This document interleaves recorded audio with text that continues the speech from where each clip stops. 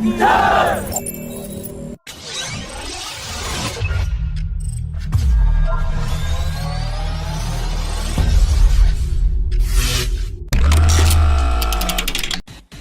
had recently covered a media report that mentioned that South Bloc officials have said that the Navy is eyeing the lease of Rafale M fighter jets from France, after which several people have asked us to cover the news in detail. While talking about the possibility, we have to consider that Navy officials have already stated that 45 MiG-29K fighters are not enough to operate from 2 aircraft carriers, and after 3 recent crashes between 2019 to 2020, the Navy is left with only 41 MiG-29K fighters, and with the poor serviceability record of the Russian aircraft, there are low chances that the Navy will be leasing any more MiG-29K to meet operational requirements, which also bursts the claim that the Navy will not procure any new fighter jets till the arrival of twin-engine deck-based fighter, which is scheduled to enter production in 11 years from today in the year 2032. Industry officials have said that after rejecting the Sea Gripen variant, the choice of new carrier-borne fighter jets had boiled down to 2 platforms, the American F/A-18 and French Rafale M, and while the Rafale M has an advantage of being 5,000 kilograms lighter than the F/A-18, another major factor that is likely to influence the final choice will be the cost of the aircraft and other costs related to spares and support, in which the Rafale M has an advantage, as the Air Force already operates 36 Rafale fighters, and the Air Force is looking to order another batch of 36 units, and the engines for these units will be produced in India, for which Safran and Hindustan Aeronautics have recently signed a memorandum of understanding. A Rear Admiral of the French Navy had said that the Rafale M can be easily integrated on board the INS Vikrant without any major modification, and extensive tests and software analysis have been conducted by the French side on the Rafale M, and the data has also been shared with the Indian Navy, which showed that the Rafale M can operate with a meaningful load from ski jump carriers. But before any purchase or lease of Rafale M, Dassault Aviation will have to conduct ski jump trials and validate its capability to operate from Indian carriers.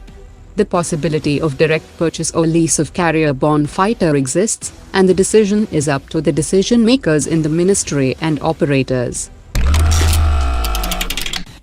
The 2nd Tejas Squadron will receive additional FOC standard fighters in the next 2 months, while the Indian Air Force will start deploying the 1st Tejas Squadron to the Western Front near Pakistan by mid-2021 for operational deployment. That will also make space for the 2nd Squadron. After the FOC variant-equipped 2nd Tejas Squadron is ready, it will be posted at the northern sector to replace the current MiG-21 Squadron.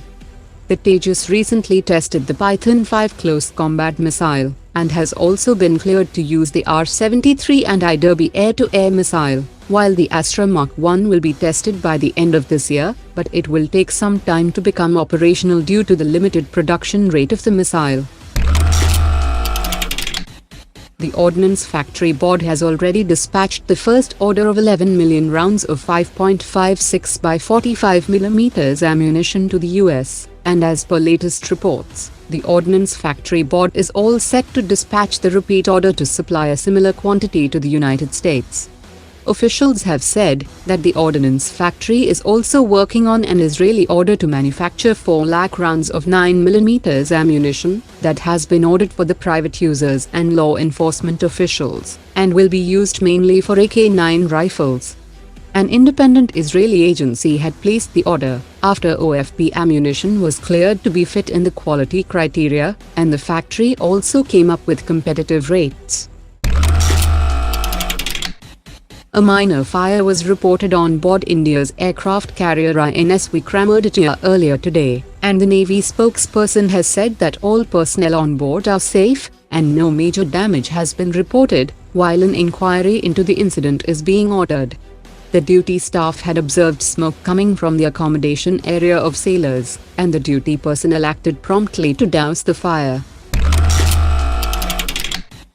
Turkey has held the keel laying ceremony of 3rd MILGEM Corvette for Pakistan Navy, and while the exact configuration of the Pakistan's MILGEM-class corvettes has not been made public, they are known to be equipped with a 16-cell vertical launching system for 40 km range Chinese HQ-16 missiles, and will be integrated with 180 km range Chinese C-802 subsonic anti-ship missile.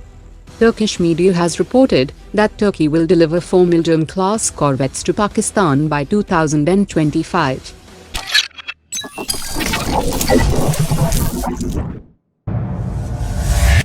Omar dropped it.